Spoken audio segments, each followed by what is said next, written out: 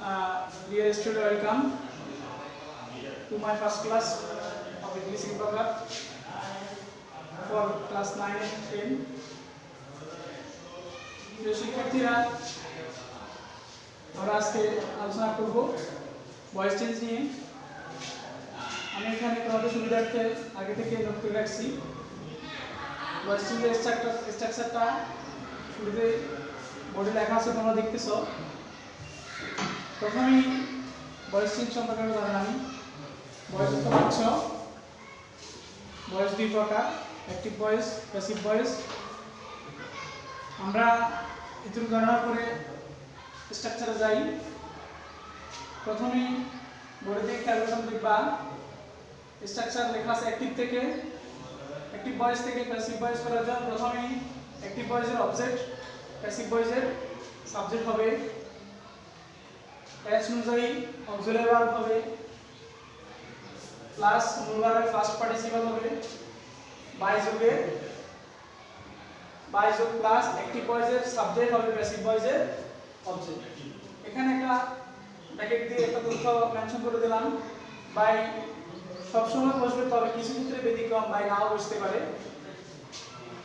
আমরা আজকের ক্লাসে ব্যতিক্রমগুলো এখানে লিখিতে পারি নাই, পরে যদি সুযোগ পাই পরে ক্লাসে লিখে দেব। আমরা প্রথমে পার্ট বাই পার্ট আলোচনা করলাম। প্রথমে অ্যাক্টিভ ভয়েসের অবজেক্ট, প্যাসিভ ভয়েসের সাবজেক্ট, এই প্রক্রিয়াটা দেখি। সাধারণত আমরা যে প্রোনাউনগুলো জানি, প্রোনাউনগুলোর সাবজেক্ট থাকলে অবজেক্ট কীরকম হবে সেটা আমি তোমাদের সুবিধার্থে লিখে দিলাম। যদি তোমার অ্যাক্টিভ ভয়েসের সাবজেক্ট আই হয়, প্যাসিভ ভয়েসের সেটা হবে মি। অ্যাক্টিভ ভয়েসের সাবজেক্ট যদি উই হয়, প্যাসিভ ভয়েসের সেটা অবজেক্ট হবে আস। অ্যাক্টিভ ভয়েসের সাবজেক্ট যদি ইউ হয়, অবজেক্ট হবে সেটা ইউ। অ্যাক্টিভ ভয়েসের সাবজেক্ট যদি শি হয়, প্যাসিভ ভয়েসের অবজেক্ট হবে হার। অ্যাক্টিভ ভয়েসের সাবজেক্ট যদি হি হয়, প্যাসিভ ভয়েসের অবজেক্ট হবে হিম। অ্যাক্টিভ ভয়েসের সাবজেক্ট যদি দে হয়, প্যাসিভ ভয়েসের অবজেক্ট হবে দেম। আর যদি অ্যাক্টিভ ভয়েসের সাবজেক্ট ইট হয়, প্যাসিভ ভয়েসের অবজেক্ট হবে ইট। একইভাবে তুমি যদি অ্যাক্টিভ ভয়েসের অবজেক্ট চিন্তা করো, অ্যাক্টিভ ভয়েসের অবজেক্ট হবে মি, মি এর জায়গায় প্যাসিভ ভয়েসের সাবজেক্ট জায়গায় হবে আই, আসের জায়গায় উই। সবগুলো এইভাবে ব্যতিক্রম, এভাবে নিয়ম হবে।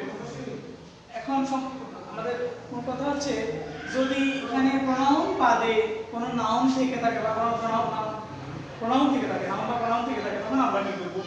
তখন নাউন বা প্রোনাউন থাকলে ওটার অবজেক্ট যেটা, ওটা সাবজেক্ট একই। অ্যাক্টিভ ভয়েসে সাবজেক্ট নাউন প্রোনাউন থাকলে এটা প্যাসিভ ভয়েসে নাউন প্রোনাউন হবে, অথবা প্যাসিভ ভয়েসে অবজেক্ট যদি নাউন প্রোনাউন থাকে সেটা অ্যাক্টিভ ভয়েসে একইটা হবে। এটা কোনো পরিবর্তন নাই, শুধু প্রোনাউনের এই সাবজেক্টগুলো অবজেক্ট আকারে এরকম থাকবে বা এরকম পরিবর্তন হবে। এটা হলো অ্যাক্টিভ ভয়েসের অবজেক্ট হবে, প্যাসিভ ভয়েসের সাবজেক্ট, এই প্রক্রিয়ার অংশটা। এবং এখানে আবার বলা হলো, করে রাখা হলো, আমরা শেষের অংশে অ্যাক্টিভ ভয়েসের সাবজেক্ট হবে, প্যাসিভ ভয়েসের অবজেক্ট, এই প্রক্রিয়াটাও এটার ভিতরে অন্তর্ভুক্ত। সেকেন্ড স্টেপে আসি, আমরা দেখব যে টেন্স অনুযায়ী অক্সিলারি ভার্ব লেখা আছে। এখন আমরা যেহেতু ভয়েস চেঞ্জ করতে গেলে শুধু অ্যাক্টিভ থেকে প্যাসিভ করি না, প্যাসিভ থেকে অ্যাক্টিভও করতে হয়। প্যাসিভ থেকে অ্যাক্টিভও করতে হয়। সেক্ষেত্রে আমরা প্যাসিভ থেকে অ্যাক্টিভ করার সুবিধা, যাতে আমরা বিপরীতভাবে প্যাসিভ থেকে অ্যাক্টিভ করে যাতে অসুবিধা না পড়ি, এজন্য আমরা পুরো টেন্সের গঠনটা সংক্ষেপে লিখে দিলাম। যদি আমরা প্রেজেন্ট ইনডিফিনিটে খেয়াল করি, অ্যাক্টিভ ভয়েসে হবে সাধারণত সাবজেক্ট বা ভার্ব ওয়ান, মানে ভার্বের প্রেজেন্ট ফর্ম। সেটা প্যাসিভ ভয়েসে হবে am, is, are। আবার যদি আমরা বলি present continuous tense, subject plus be verb মানে হচ্ছে am, is, are, verb plus ING, সেটা প্রেজেন্ট কন্টিনিউয়াস টেন্সের গঠন। অ্যাক্টিভ ভয়েসে সেটা প্যাসিভ ভয়েসে হবে am, is, are plus be. Present perfect টেন্সে সাবজেক্ট প্লাস have as, ভার্বের কি মানে ভার্বের ফার্স্ট পার্টিসিপল।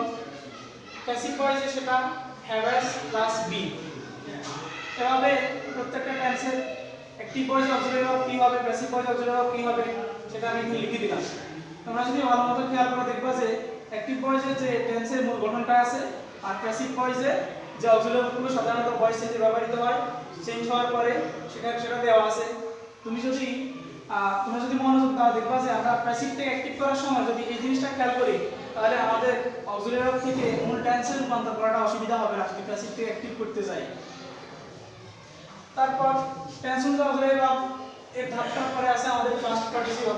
আমাদের মনে রাখতে হবে টেন্সে ভয়েস চেঞ্জে অলওয়েজ মূল ভার্বের ফার্স্ট পার্টিসিপল হবে, অর্থাৎ মূল ভার্বের ফ্রম 3 মূল ভার্বের ফার্স্ট পার্টিসিপল হবে, এটা কোনো ব্যত্যয় ঘটবে না। আর প্লাস অধিকাংশ অ্যাক্টিভ থেকে প্যাসিভ করার সময় আমাদের বাই যুক্ত হয়, তবে কিছু কিছু ভার্ব আছে যেগুলোর সাথে বাই বসে না, সে এরকম কিছু ভার্ব আছে আমরা সময় স্বল্পতা বা ক্লাসের জায়গা না থাকে আমরা পরবর্তী ক্লাসে শুনতে পাই, ওই ব্যতিক্রম প্রযোজ্য রুলগুলো যেগুলোর সাথে বাই বসে না সেগুলো লিখে দেব। আর সর্বশেষ ধাপে আছে অ্যাক্টিভ ভয়েসের সাবজেক্ট, প্যাসিভ ভয়েসের অবজেক্ট, এটা আমরা উপরে লিখে দিলাম। এই সাবজেক্ট এবং অবজেক্টের মধ্যে ভিতরে আমরা এই প্রক্রিয়াটা ব্যাখ্যা করলাম। এখন সেকেন্ড স্টেপে আসি, যেহেতু আমরা টেন্সফুল অবজেক্ট ব্যাখ্যা করতেছি, এটার একটা স্টেপ রয়ে গেছে মডাল ভার্ব থাকলে তখন আমরা কি করব। মডাল ভার্বের থাকলে প্যাসিভ করার সময় এর সাথে বি ব্যবহার করব। আর আরেকটা ব্যতিক্রম রুল হচ্ছে সেটা হচ্ছে বি গোইং টু হচ্ছে একটা মডাল ভার্ব, এটা হয়তো আমাদের জানা নাই, এটা অনেক হায়ার ক্লাসে আছে। এটা থাকলে বি গোইং টু এর পরে বি বসিয়ে আমরা বি থ্রি মানে ভার্বের ফার্স্ট পার্টিসিপল করব। তো এখানে বি গোইং টু কোনো মতে গো এর ফার্স্ট পার্টিসিপল করা যাবে না। এখন আমরা যেহেতু এখানে ভয়েস চেঞ্জের ঘটনা দেখলাম, পরবর্তীতে আমরা একটু একটা দুটো সেন্টেন্স ভয়েস চেঞ্জ করে দেখাই। আর এখানে একটা জিনিস বলা ভালো যে আমাদের এখানে কিছু কিছু সময় অ্যাক্টিভ থেকে প্যাসিভ করার সময় অবজেক্ট থাকে না। অবজেক্ট না থাকলে আমরা তখন কি করব? অবজেক্ট যদি না থাকে তখন আমরা যদি উই ব্যবহার করতে পারি, তারপর দে ব্যবহার করতে পারি, দা গভর্নমেন্ট ব্যবহার করতে পারি। অর্থাৎ এখানে বিষয়গুলো এরকম আর কি, যেগুলো আমাদের জনগণকে সচেতন করার মতো এরকম সেন্টেন্স নিয়ে তৈরি হয় বা জনগণের দায়িত্ব এই ধরনের কাজগুলো বলে, সেক্ষেত্রে আমরা পিপল ব্যবহার করতে পারি, উই ব্যবহার করতে পারি। যদি আমরা জনগণ অংশ, ওই সেন্টেন্সগুলোতে আমরা কিছু সেন্টেন্স যেগুলো অবজেক্ট থাকে না এরকম, আবার কিছু সরকারি আইন কানুন, সরকারের কাজ, সরকারের দায়িত্ব এই ধরনের কিছু জায়গায় যেখানে অবজেক্ট থাকে না, ওই ধরনের জায়গাতে আমরা দা গভর্নমেন্ট ব্যবহার করতে পারি। আবার অনেক সময় আমরা দে ব্যবহার করে থাকি, তবে সেগুলো পরবর্তী ক্লাসে সুযোগ হয়, আমি আরেকটু চেষ্টা করব তোমাদের ব্যাখ্যা করার জন্য। এখন আমরা আবার একটা দুটো সেন্টেন্স পরিবর্তন করে দেখি ভয়েস চেঞ্জে।